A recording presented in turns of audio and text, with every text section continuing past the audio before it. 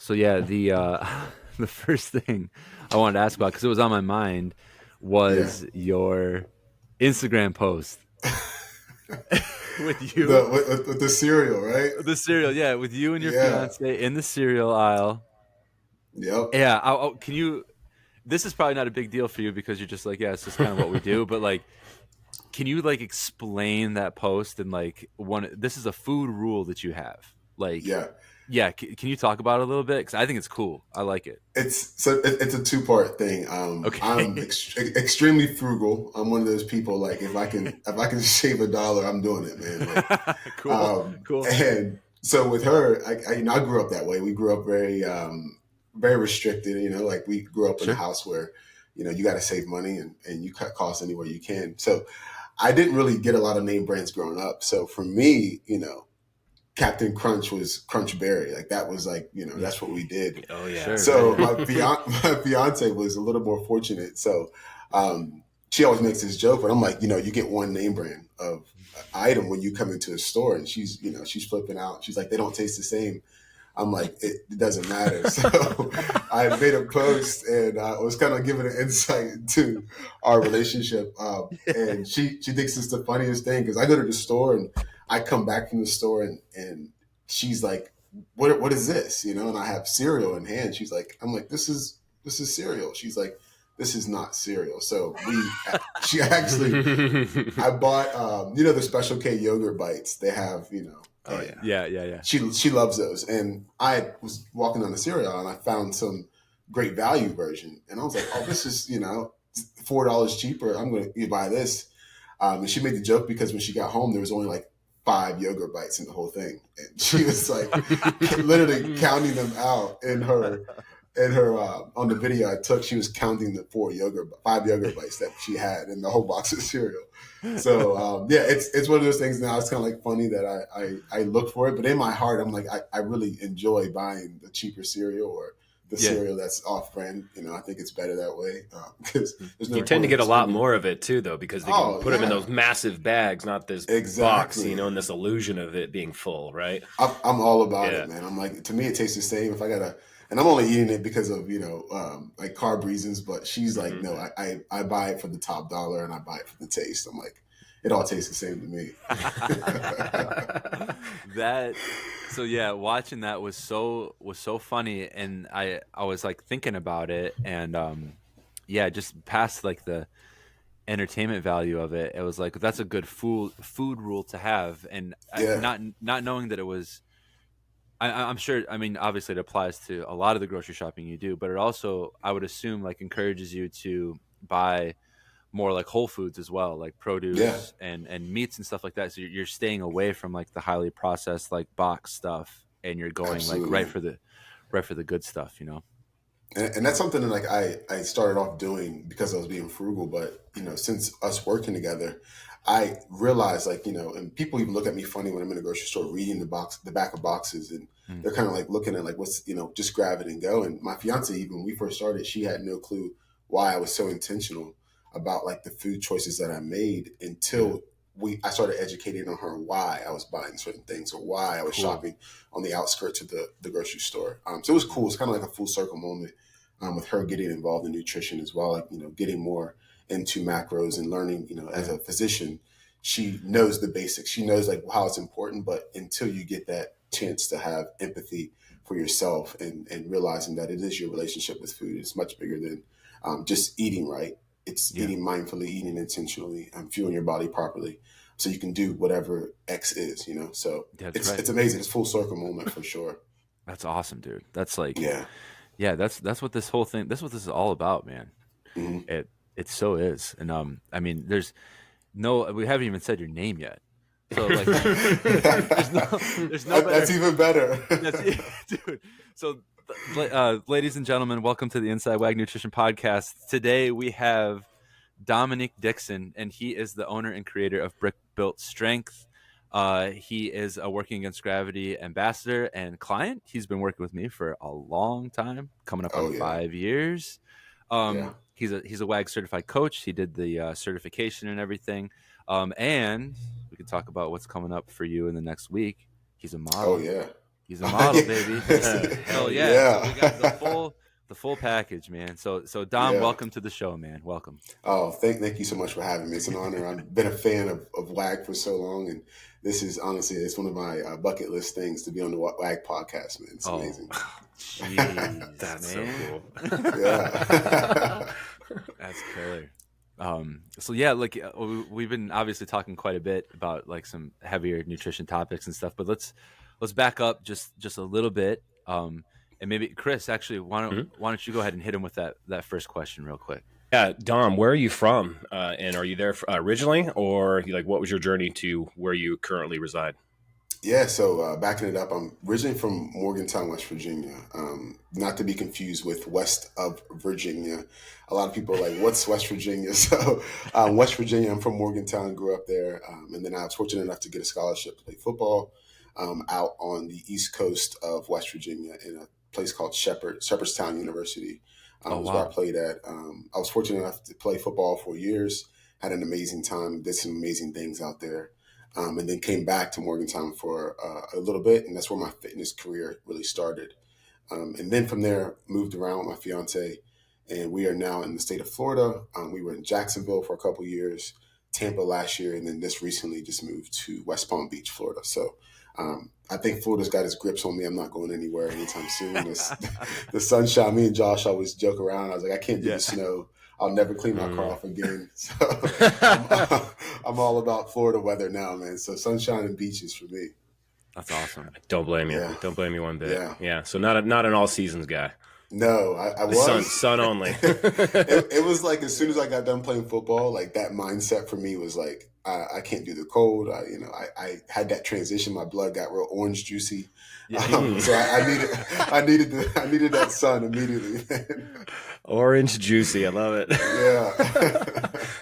Well, I mean, being up there, like, and playing football, like you did your time. Like, you can say, like, that's not for me. You can say that the No. winter weather, that stuff's not for me.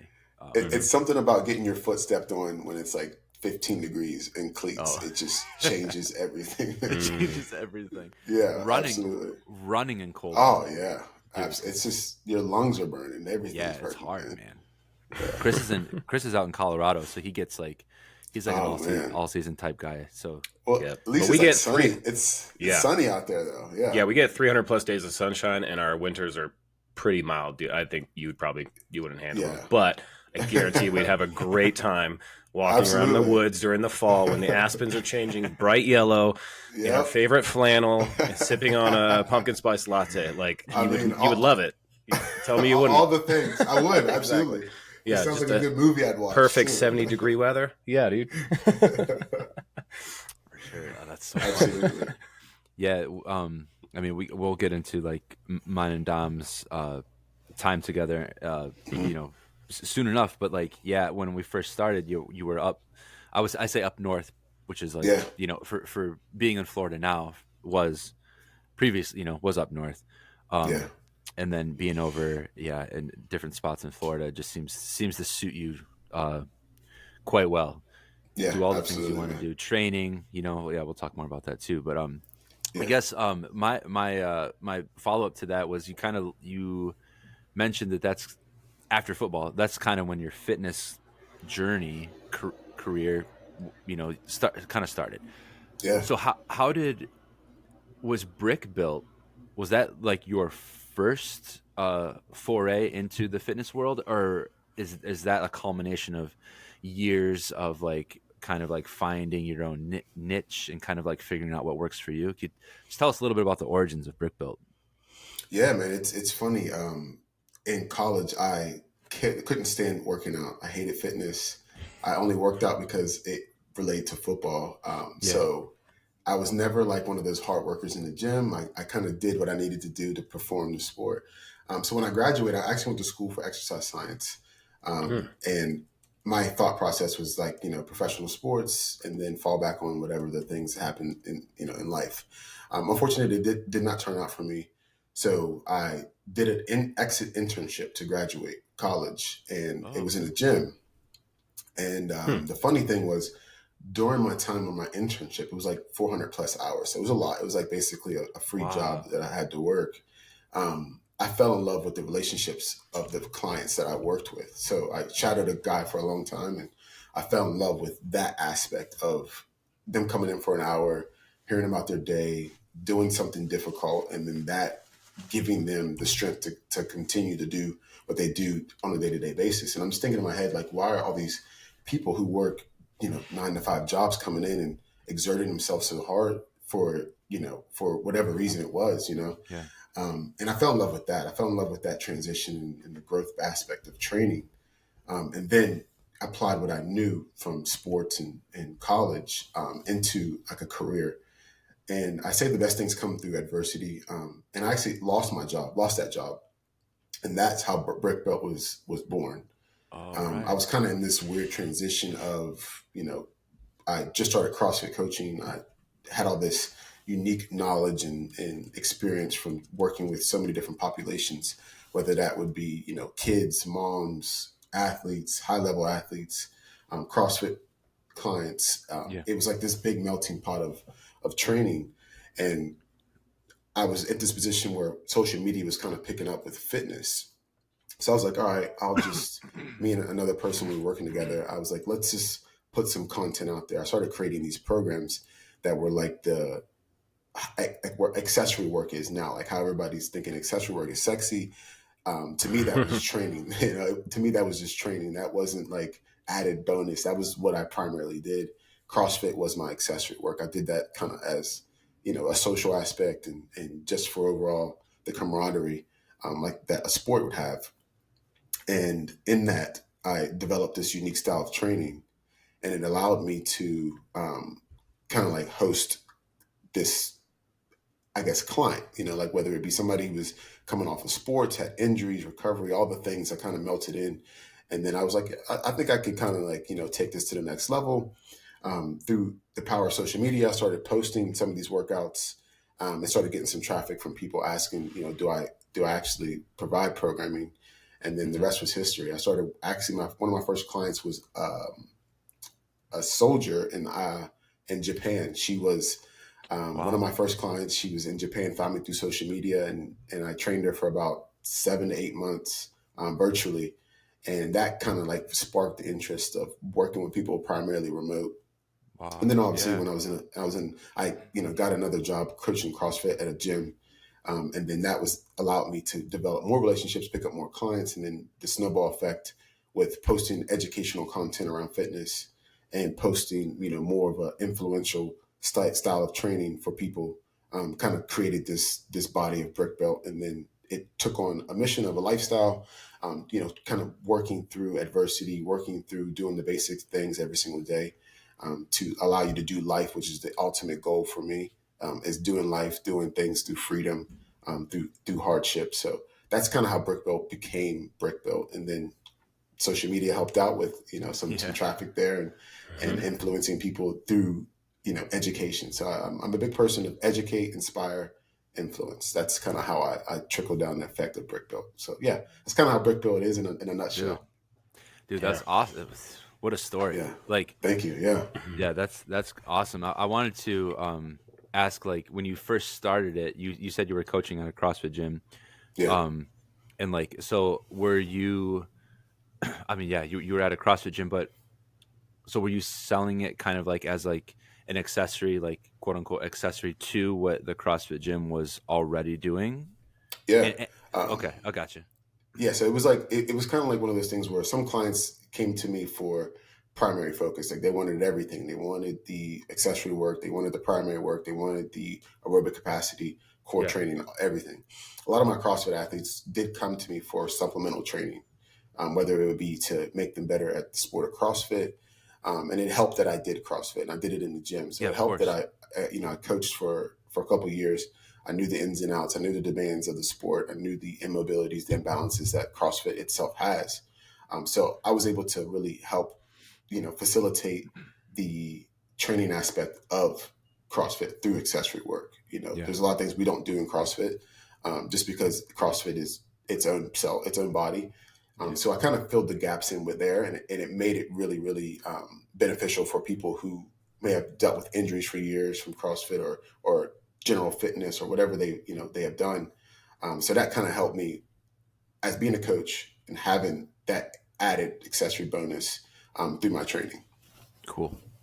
That's great, awesome. man. Yeah. Did you blend that in terms of knowing what that, like say the CrossFit community was working on or what the programming was like, and then blended your accessory supplemental stuff to kind of fill specific gaps in that? Yeah, Yeah. absolutely. I think that was, and it also allowed me to learn a lot too. And I noticed I kind of used myself as a guinea pig for a long time.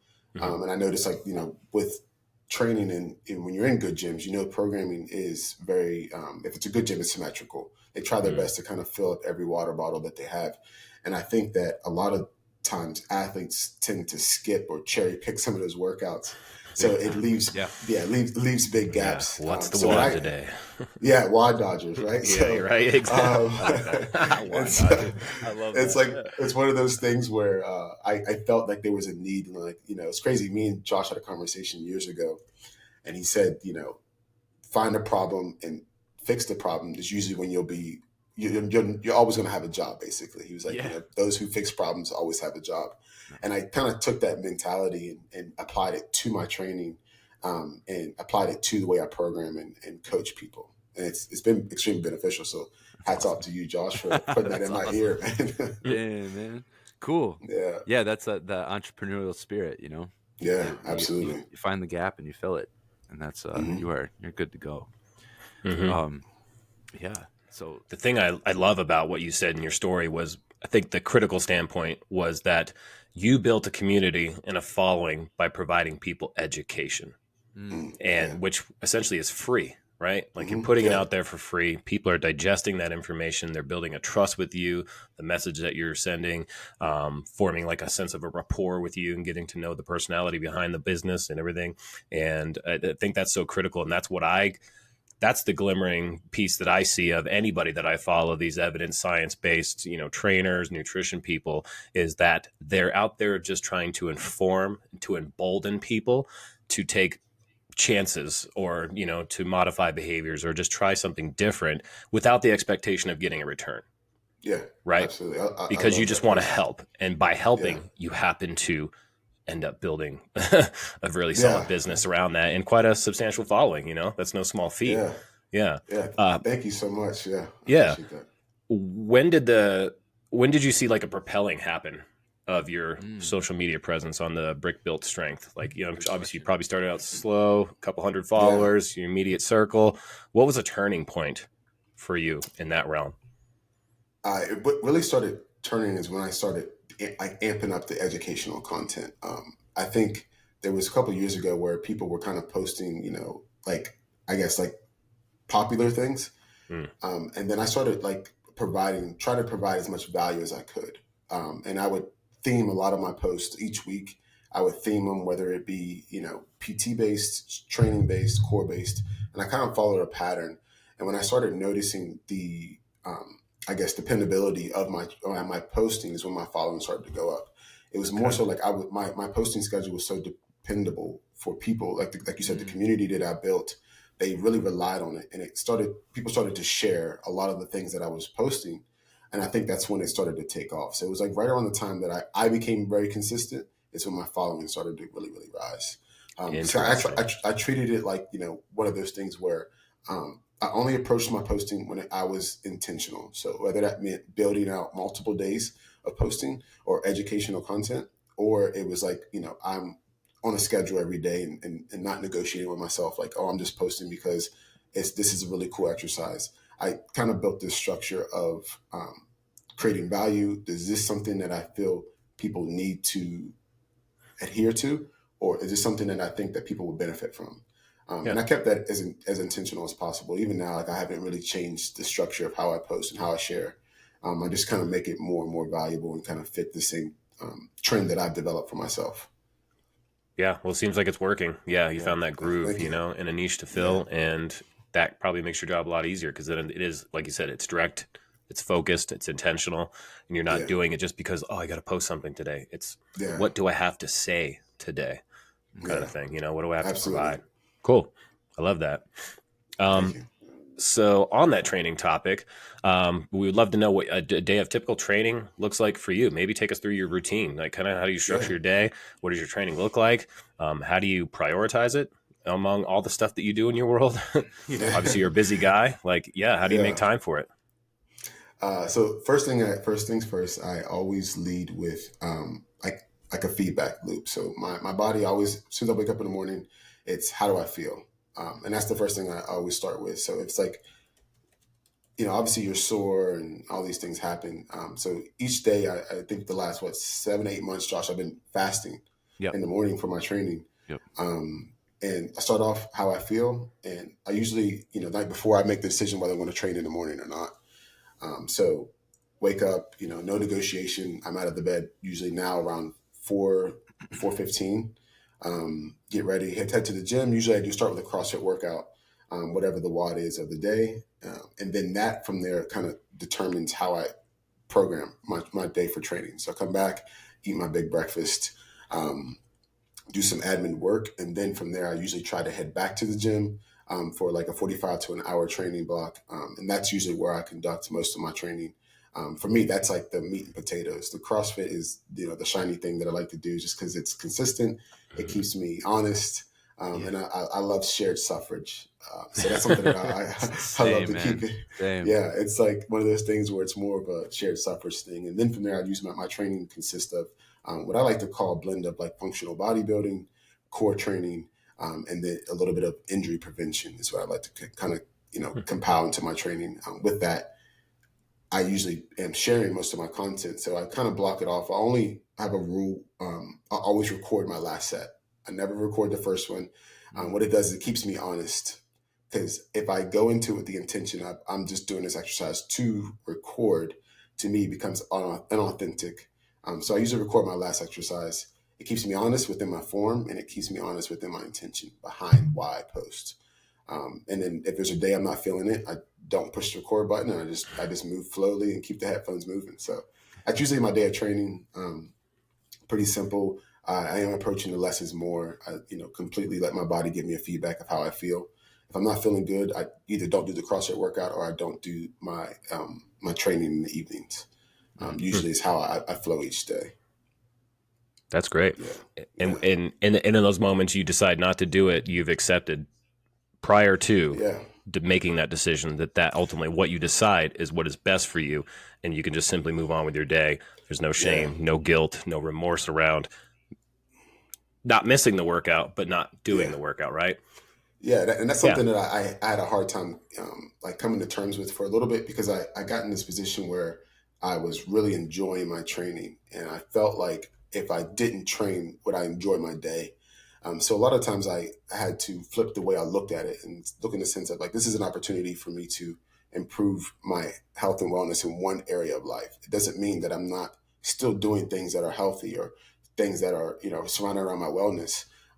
There's days where I would even training and I would just go do like a 2.5 mile ruck. And I got more mental benefits from the ruck, because I was able to listen to a podcast. I was able to listen to my own thoughts than I would have done if I went into a gym and just went after it for 45 minutes. So I started to look at it like, both are beneficial. It's just like, what's good for Dom today? And when I had that conversation with myself, it made it a lot easier to, like you said, not decide to do this workout today versus the other workout. And it took a while. It took some counseling for myself. It took some agreements with myself and some negotiation that I had to, sit down and do to be okay with not making a decision to strap one on today. 100%. Yeah. So so thoughtful. Yeah. What a thoughtful approach, Yeah. Yeah, that's awesome. The big thing that, again, I'm taking away from that is that your attention follows intention. Yeah, absolutely. Like you set out that intention, it's like that's what you're going to focus on, for that particular day, maybe, or at least that particular session. And that's something that I know that, I mean, being a gym owner and really into CrossFit myself, that's something that I, struggle with from time to time. It's like I can go in and grind this out, but is that the best thing for me today? Yeah. And sometimes it's not. Sometimes it is. I think that Yeah. sometimes people need to like saddle up and work hard. I think Yeah. sometimes some people can let themselves off the hook, like Yeah. for me right now, we have a little baby. We have a, newborn young daughter. And so Yeah. for Congrats, right. by the way. Oh, thank Yeah. you, man. Thanks. Um, so for me right now, and for my wife, Jess, it's getting into the gym 3 days a week is what we're at. If we can get another one in there, like cool, but 3 days a week, um, with lack of sleep and just like schedules varying, all this stuff. That's our main goal. So I Yeah. know that when I go in there for 3 times a week, um, at least two of those sessions, if not all three, like I should be putting the pedal down. Like Mm. I have ample time to rest and recover between those sessions. And I'm not saying I'm going in and being reckless, but Yeah. I'm saying like, you can easily get into your head when you get into a workout that sucks. Especially Hmm. with CrossFit, you're like, oh my God, like this is going to be terrible. And you can really Yeah. start to psych yourself out. And I think people give into that maybe more than they want to admit. So, and sometimes it's important to just say, you know what, dude, like you're fine. This is Yeah. fine. Like, let's go. Like, let's get it done. Hmm. Um, and having that conversation with yourself, like you put it way more eloquently than I could have, or that I No. just that I just did. But it's Yeah. like it's the same thing. It's like just checking in with yourself and asking like what's right for you on this particular day. And I Yeah. think that's great. I think more people should do that. Yeah, it kind of reminds me of something that I would tell my CrossFit members when I coach is don't be afraid to breathe hard today. Yeah, I think we yeah, get in that position sometimes when we're training and in a you guys can attest when you're in a CrossFit workout. Usually, it's like you trying your best to not suffer, right? Like I yeah, don't think a Yeah, lot of you people realize minimize the like suffering. yeah. you Sure. try. You're like, all right, because you know it's on the other side of that suffrage and that Hmm. pain is like people what lay on the ground or you're all these Hmm. different things. But I think once you remove that kind of film of like, all right, I can breathe hard and still Hmm. move well. Yeah, And I think you work out better when you kind of remove that fear of breathing hard in the workout because then you're allowed, there's just nothing else to be afraid of. I yeah, think breath is the only thing we can't control. And when we're moving, we think of holding our breath actually makes us more tired. People don't realize that. But if you yeah. breathe hard, you'll be okay today. Yeah. That's cool. Yeah, Yeah. I dig that. Um, let's. I want to get kind of like I want to know how you found WAG and how you got kind of squared up with that. If you want to Yeah. share that a little bit of insight there for us, that'd be cool. Yeah, so I'm like I said, I'm an old school guy with WAG. I actually, Yeah, this is great. I, I'm a big supporter of brute strength when it was the Mike All right. Cashew Yeah. and Matt Barwitz, like no, not Hmm. Matt Barwitz, but Matt Bruce or Mike Bruce or It's Matt Matt Bruce. Yeah. Bruce. Yeah. Yeah, so I was big fans of those guys when I was kind of getting into my fitness journey. And a lot of the things that I kind of decided for BrickBuilt was based off of the conversations that I had with Matt. Um, and for me, I was just a big fan of what they did, and I found WAG through the cashews, Oh, sure. and that is kind of how I love the approach to the flexible dieting, the lifestyle. Those are the words that really grab my attention. Mm.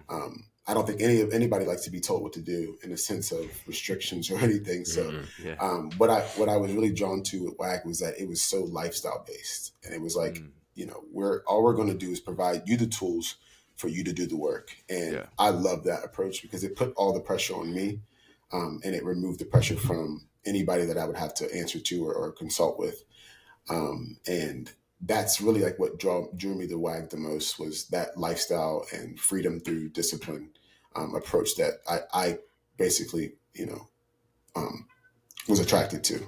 Cool. Yeah, and then the rest was history Yeah. for Yeah. sure. I don't remember if we were recording or not.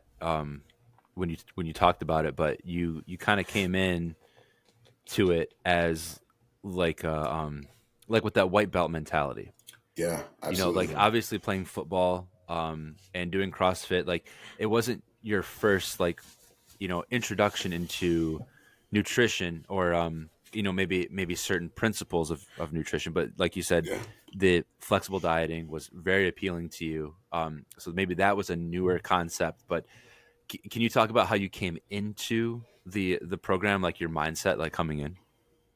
Yeah, it was definitely the wrong mindset to come in with. It was the bare minimum mindset. I was like, all right. Mm.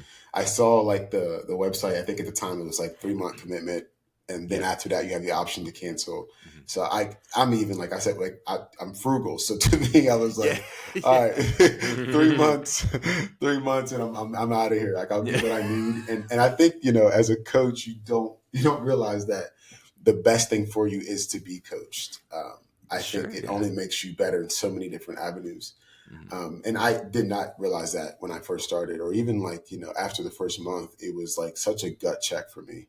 But yeah, I went into it with the bare minimum of thinking that I'm only going to do it for 3 months. I'm going to learn what I learned, and my body's going to change drastically because I'm this genetic freak in my head. I'm like, I'm God's gift, and that's what you think when you go into these things, when you are somewhat of a professional in any realm that relates to, something else. Sure. And I thought like, oh, I'm a hard trainer. I work hard. I know all these things about training. Nutrition can't be that difficult. Mm-hmm. So when I went into it, I had that mentality, and I was leaving a little standoffish during the questionnaire process. I'm like, all right, I'm not going to answer these questions fully. And the most amazing thing about it was like after meeting Josh, I was like, oh, I don't know anything. And I think that was so amazing. Like I was like, I don't know anything about myself. And you get frustrated with the tempo of the progression, right? You think like, all right, I should be better by now. But I love the fact that Josh really kind of ushered me into that, of like things that come quick don't last long. Things that take a little bit longer last a lot longer. So Yeah. that's the mentality that I learned from working with Josh and being in the WAG program. So yeah, it was so humbling, being restricted from what I thought was right, not even from the numbers, not even from the overall accountability. It's restriction from what my brain thought was right to what was best for me. Is where I really, really was humbled at. Wow.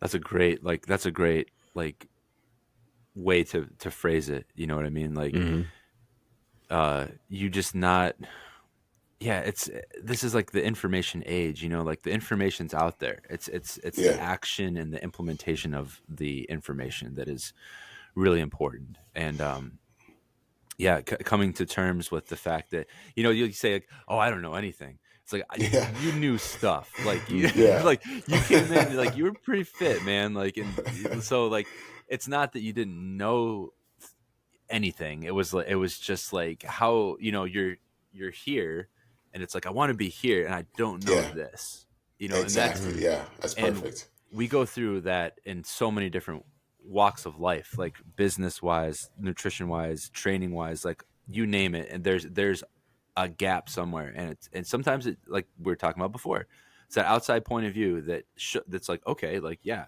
here's what I see, and I'm pretty sure that we can do that, we can cross that Yeah, bridge.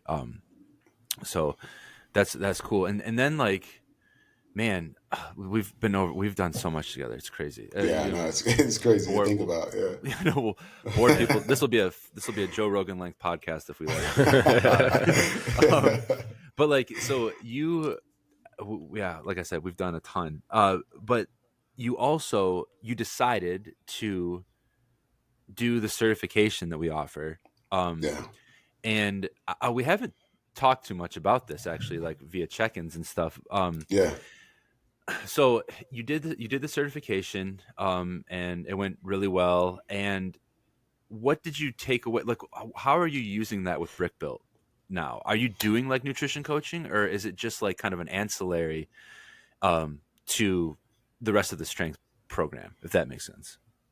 No, it's funny, man. Like, I sat on that nutrition certification for, I mean, over a year. Like, I wouldn't pull the trigger, like much like joining as a client, and it was one of those things where I fell in love with the, again, relationship that was developed between a coach and somebody, being whether it's novice or whatever the case was. I love the way that nutrition changed lives, and not just with our relationship, but the more and more that we became involved with WAG, I noticed the difference. Like, it's almost like I was hypersensitive to what other people were doing with nutrition. Mm-hmm. And Sure. like a quick story, my fiance's grandfather is like a diabetic. He's had a lot of issues medically, and he changed his diet, and he lost like all this crazy weight, and it's like his complete life changed. And like from the time I saw him to when I came back in town, and that was when it really, really clicked for me. I was like, okay, like nutrition is much, much deeper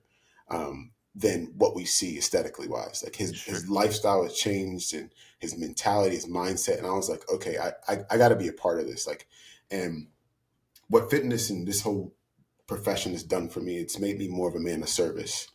So I was like, how can I be of service in this field of nutrition? And I, circle back to that certification. I was like, all right, so no more negotiation. I set a date for myself, and when that date came, that's when WAG the nutrition started. So I was really diligent about it, and I wanted to make sure that I gave myself all to the program, the certification. And that's what really drew me to it, was just really being of service, and I wanted to learn it for myself. And I was like, if this becomes like, an added bonus to the umbrella of BrickBuilt, then that's great. And it did. As soon as I got my certification, my fiance is my first client. So that was, cool. I was like, why not start at the Mecca? I was like, I want to start with the hardest possible person I can start at the Mecca. Damn. And I work with her. We're still working together. She's been on it since I actually finished the cert, which was last March, I believe. Yeah, it was last spring. Yep. Yeah, and it's been great. She's really, really like taught me a lot about myself in the sense of coaching. And it's funny because like I go back to a lot of the conversations that me and Josh had, and I was like, it's weird. It's like, I mean, how would Josh handle this in this position? Because like that's like all I knew. So I was like, all right, like, and I kind of take that plus what I coached, like my coaching style, and I kind of merged it into this, like nutrition coaching. And it's still very new to me, but like like Josh said, I know more than I thought I did. Yeah, man. Through the certification, through our counseling, with different things. And it's been amazing. Like I picked up a lot of good clients just from, I don't even post that I have my nutrition certification. It's just through conversation of the people that I've been working with. And it's just been amazing. Like I love every aspect of it. I'm working with different genres of people that, different goals and different levels of their life, different ages. And it's amazing that I can keep going back to the WAG cert, and it's like almost like a textbook, right? Like everything on there, I'm able to go back and see, where the parallels lie. And I just love the fact that it's so lifestyle based, but it also prepares you for anybody's lifestyle that you come across, whatever their goals are, whether they're high level athletes, whether there's like a mom, I need to just eat while I'm dealing with all these kids, or whether it's, somebody's like, I want to change the way I look and feel. And I love that about what the program did for me, and how it changed my life. And I was like, I think I can be of service and help a lot of people out if I would just take that leap and get the certification. So I finally did. It was awesome. That's amazing. I feel like that was not for those listening and watching. That was like, I feel like we should pay Dom like a bunch of money for saying that. But this is truly like his own experience, That's killer, dude. That is like, it's awesome to hear that. And I think that, like you said, starting with your fiance, that's a bold move. We'll say that. Yeah, absolutely. But also like that's one of the things that a new nutrition coach, whether it's a WAG certified coach, or just someone that has another certification, do the free work. Do the work for your friends, and do the work for people around you.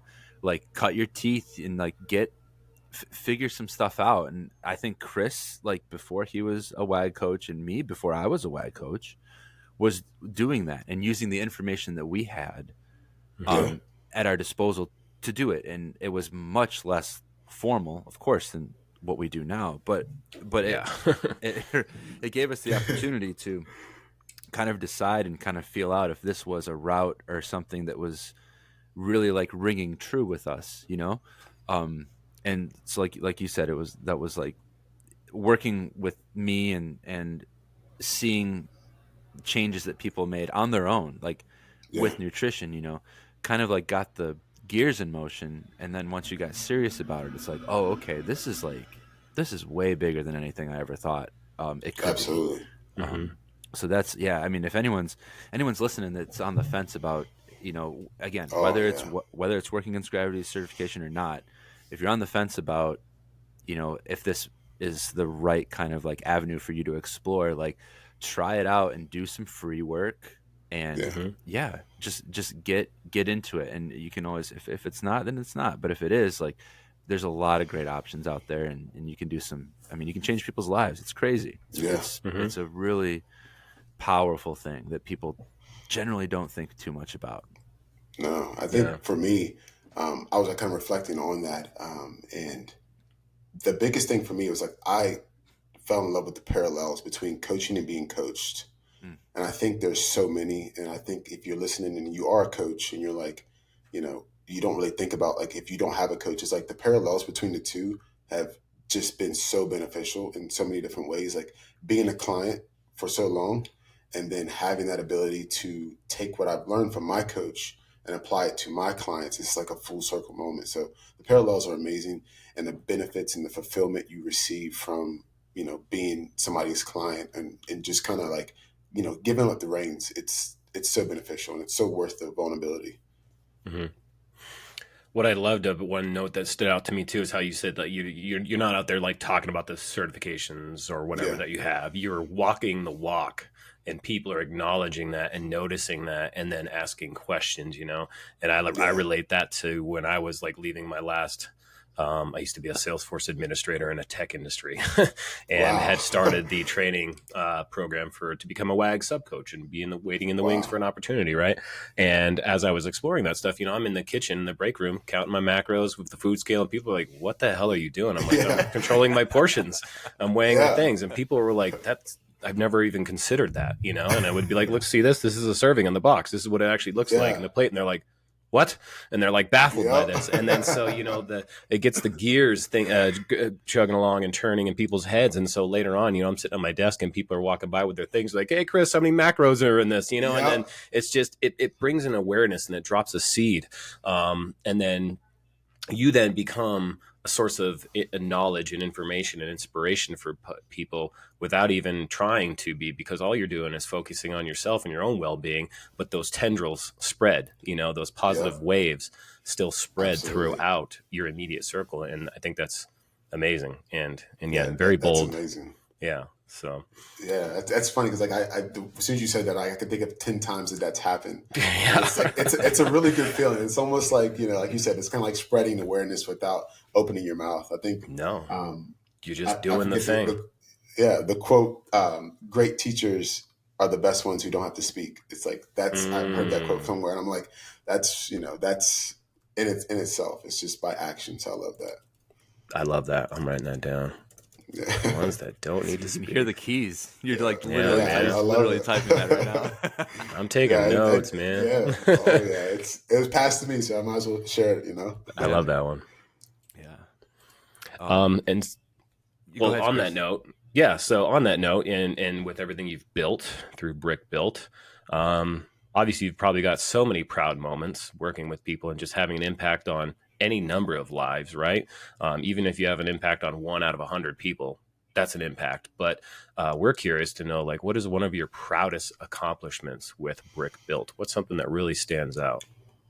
Oh man, that's a good one. That's a loaded answer. My proudest moment, I'd have to say, is really just anytime that I've been able to like change somebody's life through something I didn't think was a big deal. I had somebody reach out to me. This is one of the few times that I've, really sat back and smiled and appreciated, some of the work that I've done.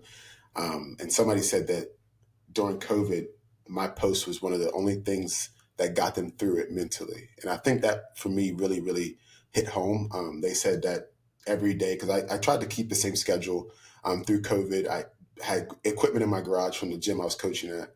And I would post these different educational pieces, and I would post it, like me working out in my living room and all these different things. And I posted every single day during COVID, and I gave away several free ebooks that I built during COVID to anybody that would sign up through a DM. and somebody reached out to me, and they were like, "I just want you to know your dependable post got me through COVID. I was in a dark place, and it was like the fact that you posted every single day. I knew that it was almost like I was meeting you at the gym." Is where they basically summarized it, and they were like, "That to me got me through COVID," and that to me was like one of those times where I was like, you know what, like it's so much more beneficial to be influential than it is to be popular. And I was like, if I did that for that person, I don't even know the people who didn't reach out. So that those things like that keep me going. That's probably the proudest moment that I had since starting the whole brand. That's a priceless moment. That's incredible. Yeah, Man. Absolutely. It was amazing. That had to just get you right in there deep. Yeah, it gave me goosebumps. Yeah. I just wanted to be, I love those moments, man. They're so pivotal. Yeah, absolutely. Mm-hmm. Yeah, wow. I loved it. Yeah, it basically got me through it. You know, just sometimes, you know, you guys know entrepreneurship is not easy. There's more times where you have those questionable moments, and that right there definitely propels me anytime I'm, you know, in a low, for sure. Yeah, I can see why. Yeah. That's a great story. I mean, what an unbelievable. He opening up your, what was that, Instagram?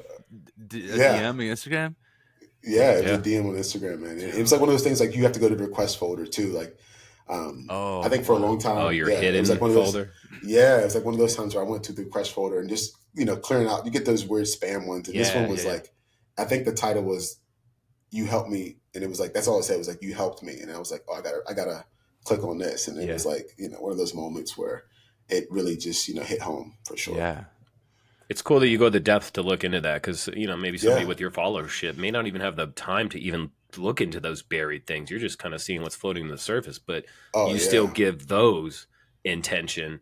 And I think that's a solid point to who you are and your character, you know, and the value that you're willing to provide. That's great too, man. Most people just ignore that, you know. If I missed it, I missed it. I move on. I look at every message I get. That's for sure. Wow, that's awesome. Good for you, man. I mean, that's a great another just. We do this on accident where we get to these points in the conversation where there's like just like this huge like bomb of like either like emotion or like just a statement that is like, that's a good way to close. Like, I don't think it's going to get better than that, you know? And so, and like, I think that's it. I mean, that's an incredible story, and an incredible testament to what you're doing with your brand and what you've built. Thank you. So, I mean, the last thing we're going to do is plugs, because share your handle, whatever you want. Like, dude, like, let's get it out there, because you're doing good shit. Yeah. I want to give you guys your flowers. I appreciate what you guys do at WAG, and being a client, being a fan for so long, I do appreciate what you guys are building. And it goes back to what Chris said, like giving that educational content and information to people. I think is amazing. I think you guys are just scratching the surface of what is to come from working against gravity. And I will continue to always be a fan and continue to support and be a part of the team in any way I can. So I thank you guys for allowing me to come on the podcast and just be, you know, another echo to the amazing sound that you guys are broadcasting. Damn, man. But yeah, as far as plugs, you guys can find me on Instagram at BrickBuilt Strength, all one word. I do have a podcast as well, doing BrickBuilt Mindset, where I drop each week like 3 to 5 minute gems, just surrounding mindset. And then my website is brickbuiltstrength.com. So I would love to hear from anybody who has been influenced or is inspired by anything that I do and share. And I'm sure it would continue to inspire me as well. Awesome. Absolutely. And we'll make sure all those are linked in the show notes for you guys to find that even easier. And just click on it and go run on through and start following Dom and BrickBuilt Strength. And we also want to remind you that as a listener of the podcast, you can use our code INSIDEWAG at checkout on workingagainstgravity.com/join. And that will take $50 off your first month of either of our membership programs, our Essentials program or our NCP, Nutrition Coaching Plus, which is also includes a video chat with your coach once per month and customized meal plans based on the custom macros that your coach prescribes for you. So worth checking out. We try to help you out as much as we possibly can. And if you enjoy this podcast, please give us a like, leave us a comment, leave us a review. Tell us what you think. Tell us what you're loving. Tell us what you'd love to see and what you'd love to hear on this. And we would love to provide it. Yeah. So again, Dom, thank you so much, man, for coming on. And yeah, thank you for having me. of course, man. Yeah, Well, yeah. we'll see y'all next time.